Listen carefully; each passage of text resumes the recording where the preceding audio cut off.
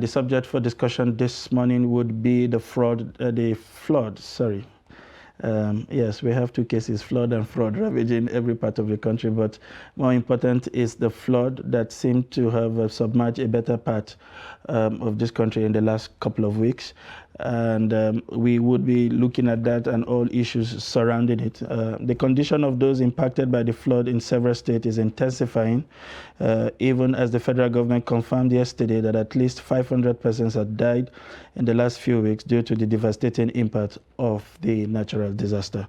The figure was released at a meeting in Abuja convened by the federal government, comprising all relevant agencies connected to tackling the menace in the country. Aside from the 500 persons that have now died as a result of the national disaster, the federal government also revealed that 45,249 houses have been totally destroyed, while 70,566 hectares of farmlands have been damaged. However, the ongoing cholera outbreak in some of the affected states in Nigeria due to the flooding, the Nigerian Center for Disease Control and Prevention said cholera outbreak is exacerbated by the limited access to clean water and sanitation facility, open defecation, and poor hygiene practices. This brings us to the discussion of the day, and we have here to discuss the flood and response to the national emergency, the Registrar and Chief Executive Officer. To discuss the flood and response to national emergency, the Registrar and Chief Executive Officer of Environmental Health Council of Nigeria, Dr. Yakubu Babo Mohammed. It's a pleasure to have you join us in the studio this morning. We also have in the studio our reporter, Chairman DAYBREAK, who is here to give us an update on her visit to the flood site in Lokoja. Before coming to the gentleman in the studio, let us take a quick report of what Chairman brought to us in the studio from her visit to Lokoja. Please stay with us. Some shops in the area have managed to survive the flood. Owners are counting their losses. For some people, the losses were few, while others weren't so lucky. Many had properties and goods destroyed in the flood, but the main problem now is low or no patronage at all, as many citizens are scared to venture out. This obviously will further slow down economic activity in the state. I'm currently standing in what used to be a very dry road. Right now, the water is just about my shin level. And if you look behind me, the water only gets deeper. As you can see from the building, about half or more than half of the building has been submerged in water. So right now, the situation in this area, which is the ultra-modern market area, you can see some stores are now locked up. The owners of these shops are completely unable to access their shops to get their daily bread as they normally would. So although the water is actually drying up, the situation at hand is still quite bad. The situation was very worst. Even it crossed the road to this side. I have to move this thing back of this stone so that the water will not affect me. Things got increased. Like rice or yam, they buy before 1,000. They will be able, some will have that fear to even come to the market, whether they will cross the water or they will fall or something might happen to them. Yeah, you felt that even some customers can able to pass and buy something and even enter some people's shop and even spot some load. We thank God for everything. Honestly, it has so much affected us in many areas. One, the other shop you are seeing is my second shop. Everything with the fridge, generator, all is filled up with water over there. Even this place too, we have a lot of damages here. My own idea that the Kogi State government should kindly, if there's any means they can work towards this so that it will not occur again, because this thing has caused us a lot of damages. Last 2012, I lost money. We are collect for cooperative to buy load, about 18,000 naira. The one way water knows will spoil it and will remain. This year again is about almost 50,000 naira again. And there are some generators where they are called don't enter water. I never know whether those ones have been repaired, they will still work or they not going to work quickly. We beg our governor, Alhaji Yaya Bello, to help us because we have family and without food, without work, we cannot do anything. So make it look into our matter. The flood in Lokoja has not only come with a lift-off of dirt, but it has also brought much sorrow and distress to the residents of the state. And many of them are calling out to the government to provide some level of succor to their situation and to also take preventative measures to prevent a reoccurrence of this flood. Chamun Dabeng, Trust TV, Kogi State. Very disturbing videos there from that report in Lokoja, as brought to us by Chairman. She's also here in the studio, as earlier introduced, to give us a sense of what she saw. I'm sure the camera did it best, but you must have experienced some other things that probably were not captured by the camera. Can you help us, appreciate what you saw on ground with regards to the actual devastation? How are families coping with what had happened? For people who have to survive from what they make daily from their shops, now not being able to access this shop for a couple of days, and having their means of livelihood destroyed in the shops. How the communities that you visited, keeping pace with life and livelihood? Well, the whole experience, to be honest, was a very saddening experience. As of the time that we got into the Lokoja-Abuja Highway Road, the road had actually started to dry off. So there were cars that were already passing by at that point, luckily. But beside the road, to the left, to the right, there was this massive expanse of water. And there were still buildings that were halfway submerged. All the way to the top, there was water, and all you could actually see was the roof. So as far as the devastation was massive. For the people living in Lokoja right now, to even use the word cope is really not even enough. It's very difficult for them to cope because, like we saw, a lot of businesses are currently not operating. So these people can't, come out and say, oh, I'm going to go to the shop and I'm going to make my 2,000 naira, my 5,000 naira as they normally would. So many of them had to turn to different means of doing that, alternatives of doing that. So for the men, they started the canoe business where they were charging 100 naira, 50 naira for each individual to be, ferried across to another area. The water also came with fish. So the fishermen were able to fish some more, and that also became a business for other people. So even speaking to some of the people pushing the canoes, people selling fish, you would actually hear, oh, I used to be an iron bender, or I was this, or I was that. It's never what they're doing at that point. And even when you hear how much they make on a daily basis, it's really not a lot. Especially right now with the economic situation that the country has, having 2,000 naira every day or, every other day doesn't really do a lot for a family that has 2 or 3 or 4 or 5 or 6 or even more than that. That's barely anything that they can actually survive on. So the people of Lokoja, they really need, some level of help at this point. They are really calling out to the governor. They are really calling out to the federal government and saying, hey, we need this help. We need you to come here and see what we're going through. And what makes this entire situation even more scarier is the fact that this is not only happening in states like Lokoja. Like Kogi State. It's happening in Delta. It's happening in Anambra. It's happening in Benue State. It's happening in so many places, but the majority of it is now happening within the northern states. If you take a look at the trajectory, if you take a look at the process, it's happening within these areas areas that were already suffering economically, that were already struggling. Like Kogi State, of course, there was an issue with salary payments. Now imagine something like this coming in to hit the state. It's devastating. Talking about responses, we're also hearing that there's a lot of cholera outbreak now. Moving on, during your visit, have you seen any cases or heard any cases of cholera outbreak? Specifically cholera, we did not hear that. We went to a community along Kotun Karfe, the people of Akpaku community, and what they told us was that many of them were getting sick. But as to what the sickness was, that response we didn't get, because I'm guessing many of them wouldn't really understand because they couldn't even speak English. So we had to have somebody communicate with the people and then translate to us. And what they said was the children were getting sick, the women were getting sick, even the men were getting sick. And the problem was the fact that they had no money to even treat themselves. There is a clinic nearby, and what they do is they go there and actually get treatment on credit. So Yes, so it's a horrible situation down there within that community. And the other aspects of that is the fact that the IDP camp where the people of Akbaku community were actually placed is just facing the road.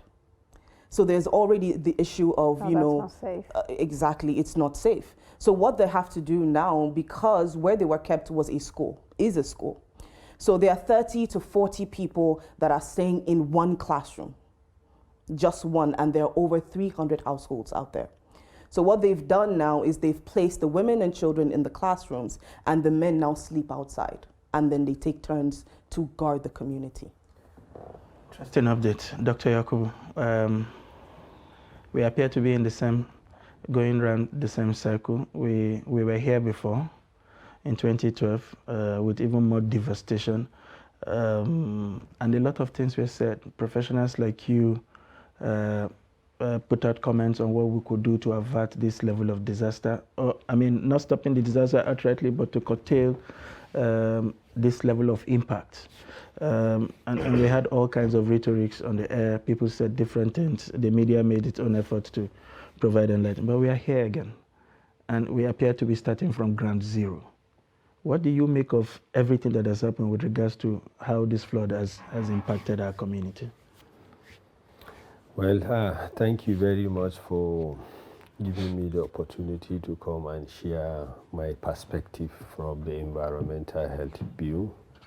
Let me start by really sympathizing with the victims of these calamities that has happened all over the country. And I want to look at the issue from 5 perspectives. The first one is for us to really appreciate that the issue of global warming is real, because the rain pattern has changed, and you have seen even places where rain don't even last for more than 3 to 4 months, now it's extending to 6 months. And what it means is the patterns of the rain has changed. Also is to understand and appreciate the fact that we need to look at the issue of environment very critical, because whatever we give to our environment is what we have to get in return. Basically, the issue of the flooding and the cholera outbreak are all associated with environment. For example, when you look at the scenario in Kogi State, you remember Kogi State is always a flash flooding state, and it is also the responsibility of NEMA that NEMA has been, NEMET has always been putting early warning system. That is because the maybe constraint of our people to access to information.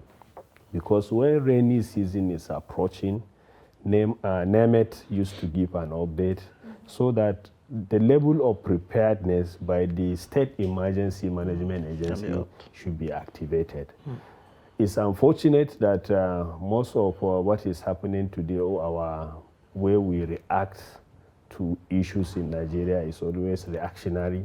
It's when the disaster has happened, then we start running helter-skelter to be able to react and see what we can salvage. One of the basic advice that we in the environmental health sector we are preaching is the issue of taking sanitation as #1 aspect of preventive health. And part of the issue of sanitation, we don't look at sanitation as government responsibility. There has to be the community responsibility. So if you know that you are living in a flood-prone areas, you need to have proactive measures once the rain set in, by making sure that you have evacuated the gutters, because you can't block the runways. Because if you block the runways, water must find its level. And this is what is happening. Also, unfortunately, most of the responsibility lies on the issue of sanitation, lies with the local government as enshrined in 1999 Constitution. And you see how moribund our local governments are. And even the environmental health authorities that are supposed to be empowered to have the necessary logistics to embark on these services to support the community are no more there. And this is what we are seeing as a result of the incapacitated situation or incapacitated nature of our local government. So for us to really start making meaningful impact, we have to go back to the basis where the local government should be given the autonomy and the environmental health authority in the local government to have adequate logistics and personnel, because we require a lot of orientation, education. Our people are not aware of the consequences of their actions.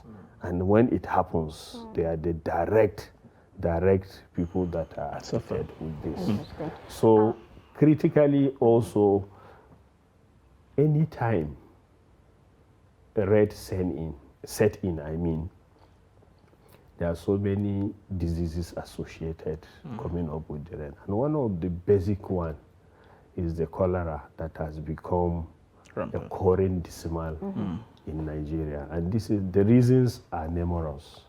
One, once there is rain, the underground water table rises, and you see a relationship between our toilet, our soaker waste with our water sources. So that linkages also promote the outbreak of the cholera.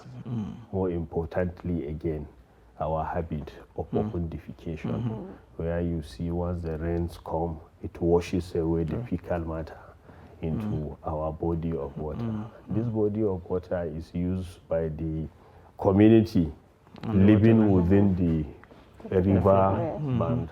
And even the people in the city are not escaped, because most of the vegetables and the salad, the fruits we are growing in our gardens end up in the markets. And also after ending up in the market, they are contaminated with the fecal matter. So don't be surprised somebody living in Asokoro also catching up with the issue of the cholera. That's quite a channel. Now, Chairman, let me direct this at you. During your visit, were you able to see some form of emergency response, either from NEMA or from the government, just doing something to give aid to these people?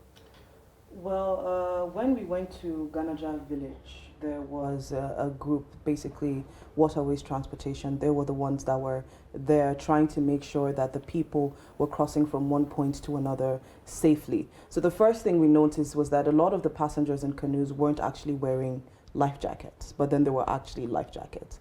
So we went up to them and we asked them, okay, why are these people not wearing their life jackets? And they said, oh, it's based on request. And the problem was, the reason why they did that was because it was not sufficient, which in all sincerity, it wasn't. It was literally all of the life jackets that we saw that were sitting down there. They couldn't have been more than 50. And of course, there are way more than 50 people that are trying to make this passageway to the other side. So it would only be the people that they felt, okay, this person needs this life jacket, please take this and, cross. But when we went to Ipaku community, there wasn't really anything that we saw there. There wasn't anybody there with them apart from the people who were coordinating themselves and leading themselves. And that was one of the things that they actually said. They said, we need leaders here.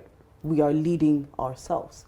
So to a certain level, there is some, confusion within them, because it's a very difficult situation for them to deal with themselves. They're still trying to grasp the fact that their farmlands are gone, their homes are gone, a lot of infrastructure is now gone. So the things that they would use for themselves and take care of themselves is no longer there. So they're asking, please, we need leaders in this place. We need people to come in. Though they did say that NEMA did come, but as of the time that we got there, there was no one there.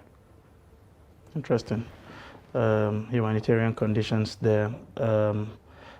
Before we let you go, I would like this last question. Yeah, you didn't see NEMA, but did you see the state officials? Were there any presence of governors in the camp to attend to any kind of emergency, but more importantly to provide food, because we understand that most of these people left their houses in the dead of the night when it was submerged. They obviously left with nothing.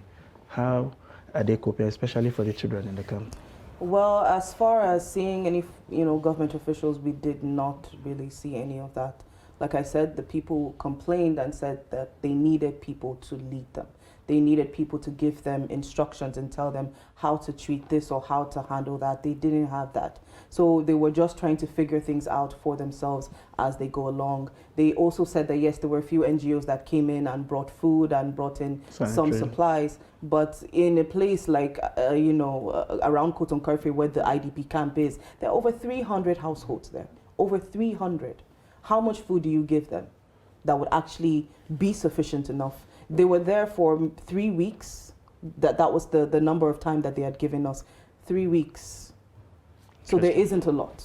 So they just managed to cook whatever it is that they can cook, and then they share it as a community with themselves. So a lot of them would tell you that, if you eat only once, you thank God. Oh, that's sad. Interesting and sad indeed.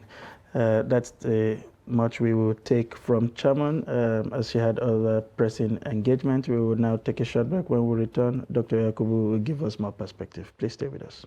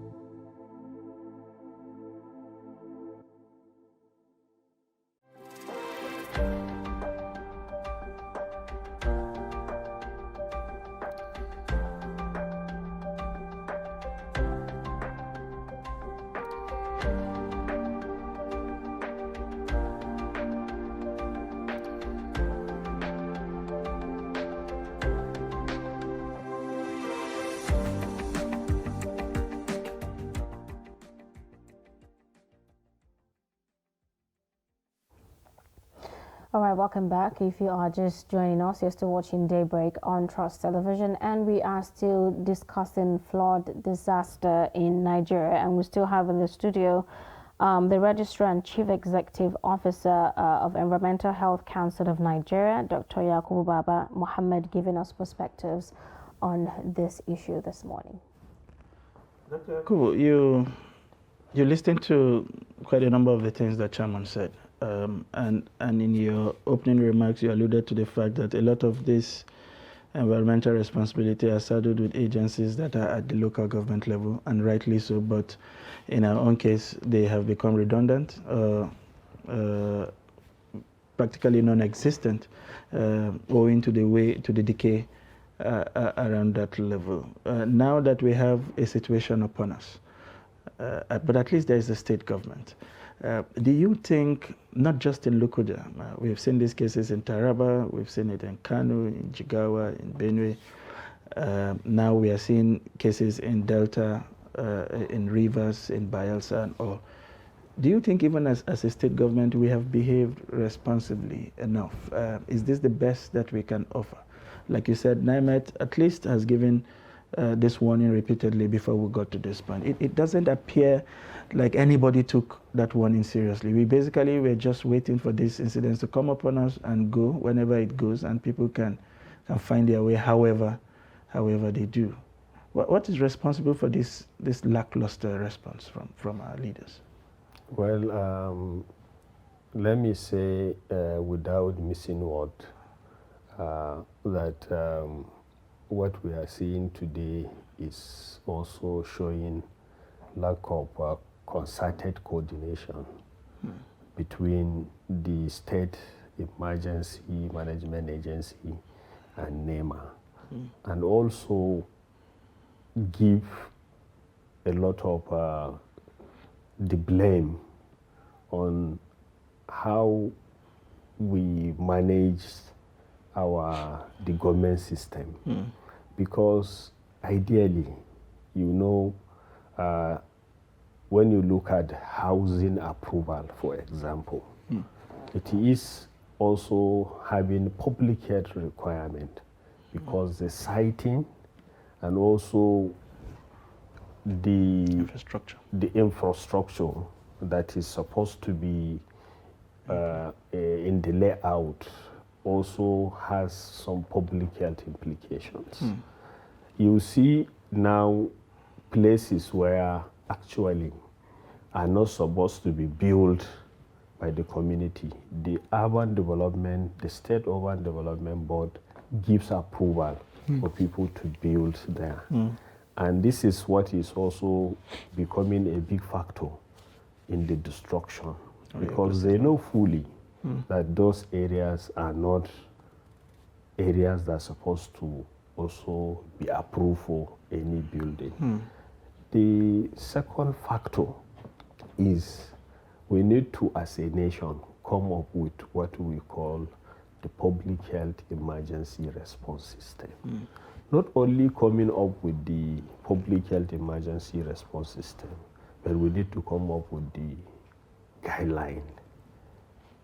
In the event of disaster like this, who is supposed to be the first point of call? Because Nigerians, as we speak today, they don't even know when disaster happens, where they will run into. And the responsibility and the coordination supposed to be by the all stakeholders who are responsible for emergency management response. When you look at also the issue that is really occurring on this issue of flood disaster, like what I mentioned earlier, they are environmental related. And what is also the cause is most of our major programs and projects don't pass through the environmental risk factor assessment. And this is what we are seeing in return. So it is important that while other agencies are doing their job, the center or the coordination point of this supposed to be domiciled in the Ministry of Environment, because whatever that is happening within the environment. And I believe the Ministry of Environment has the data on environmental index of every state, and they need to also pass this information with the state State Ministry of Environment. The unfortunate aspect also is most of the Ministry of Environment in the state are moribund. They are not really active. And also, government need to invest, the state government, on the issue of waste management. Most of the state environmental protection agency are becoming a political agencies where money is siphoned, because the politicians are using the issue of waste management to siphon a lot of money, because it is only in waste management that you can be able to say that you have spent over so million yesterday to evacuate waste from one point to another. And still when you go, you see the waste there, but you cannot say it has not been evacuated. So it is important now for me to advise the state government to see the need on investing on the environmental protection agencies. Because if the environmental protection agencies are working, they can be able to assist the community to make sure that waste or designated center are being provided for the community to drop their waste. Because most of the issues that are arising in the community is because you sweep your house and you don't have where you will dump the waste. So you see the options that is very close to you is your gutter. So you throw it in the gutter, not knowing the public health consequences of that, your action. Well, it looks like from your explanation there are human factors, environmental factors, and the role of stakeholders in tackling this issue. Now, as individuals in the society, in what way, as civic duties, can they contribute, to tackling issues like this? Well, my own idea is we should learn from our previous mistakes, because if you are getting all these things right, this thing will not be recurring this month. So we need to, instead of becoming reactive, we need to become proactive even at the community level. I remember when we are growing up, there is this community engagements or community services, where from time to time, the leaders of the community will gather or will invite members of the community to embark on general sanitation in the community by making sure that the gutters in the community are being evacuated. It is the responsibility also of the local government to provide the logistics of movement of those evacuated waste to the designated dump center. So the community has a role to play, because now everybody is blaming government, but nobody is blaming himself. Because when the disaster occurs, you are the first victim. You are the first person that will be affected. So the community has a greater role to play. And we need to come back to the basic, where the community will take responsibility of the environment. Because even the issue of this open defecation, there must be volunteers in the environment that can be able to do the enforcement within the environment. One, we know the Nigerians are always clamoring for the reintroduction of the sanitary inspectors. And these sanitary inspectors were never withdrawn. But because of the priority of government, more especially at the local government level, the state government and the local government prepared to engage medical doctors, nurses to mount our health facility, then employing these environmental health officers. And that's why you see their number is inadequate. The importance of those sanitary inspectors cannot be overemphasized, because if the sanitary inspectors are doing their job, because they are not coming as an accident, because the colonial masters, because they don't want to spend money on curative health, when they are coming, they came and established the 2 schools of hygienes in 1902 in Lagos, in Kano, and in Yaba to train the sanitary inspectors. And when those sanitary inspectors are doing their job, they would use the public health law. The public health law has empowered them to have the powers and the privileges of the police officer. So they can be able to enter into any premises within reasonable hours without a warrant for the purpose of inspection. And they can be able to enforce all these public health requirements. And what we are lacking now is the enforcement of this public health requirement that is happening in the local government. Because if the sanitary inspector visit your premises and they saw your gutter filled with refuse, they will charge you. And also they will fine you and make you to evacuate the waste. So basically, part of the blame is because there is no adequate sanitary inspectors to enforce the law at the local government level. Dr. Yakubu, I hear you when you talk about inadequacy, especially at the local government and state level. But in your opening remark, you drew attention to the fact that the impact of global warming is real, and we have to wake up to the consequences, especially in this part of the world where we seem to be suffering 90% of the consequences, even though the act of carbonization was done by the West. We are the ones suffering the real damages here. What we have seen largely with the government is this call for the Western countries to support us to be able to contain this, largely which is a call for them to give us money. Do you think, from the way our governments have behaved, state and federal government, that we even understand the amount of devastation that is upon us? We saw the last one in 2012. It had taken about 10 years before it recalled. But from the warnings we are getting, it will not take another 10 years before we see another disaster.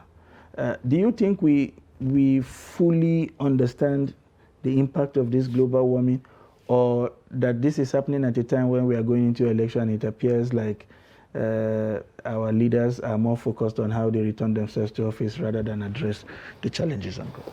Well, what I can say is the Federal Ministry of Environment, under the able leadership of the minister and its agencies, are doing a lot to really make Nigeria in the proper perspectives when it comes to the issue of this climate change.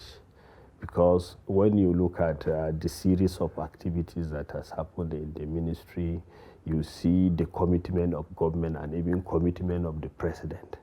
If you can recall, this year, because of the importance attached to the issue of the climate change, the president signed into law the new Climate Change Commission, which is part of what he has pledged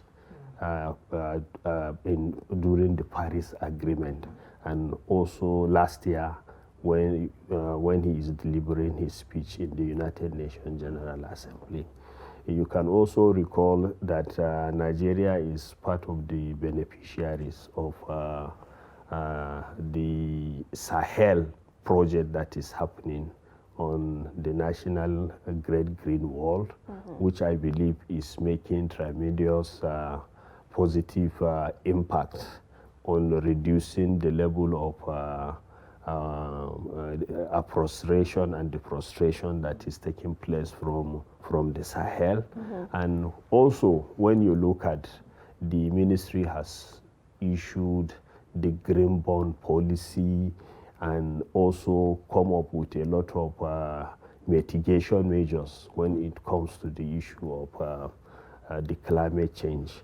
And fortunately or unfortunately, I'm part of those that have gone for the negotiation of decarbonization, because the issue of the decarbonization is something that is being preached by the developed countries. And we know that why they are clamoring for the decarbonization is because of the devastated effect of the climate change they are seeing at their level.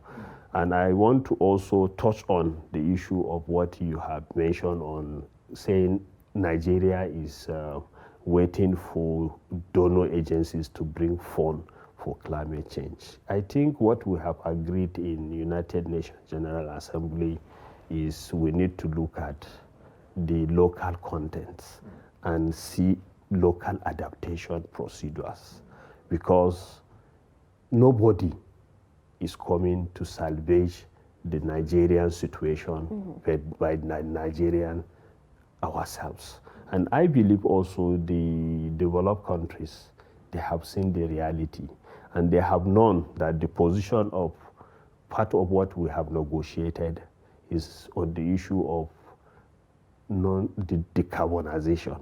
Right. We cannot go for decarbonization when our economy, when you see how our economy is becoming so fragile.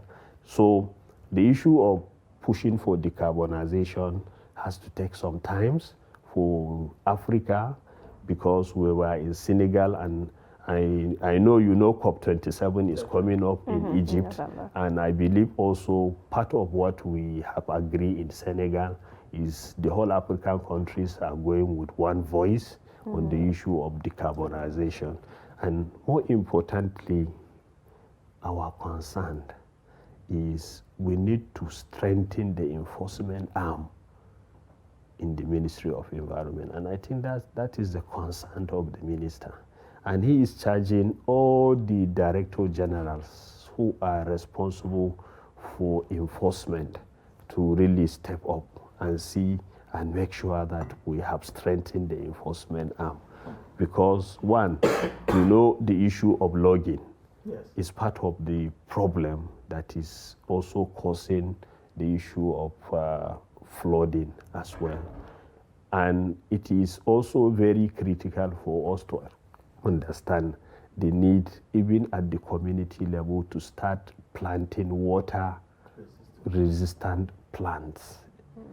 Because this flood, when you look at it, is affected a lot of farmlands.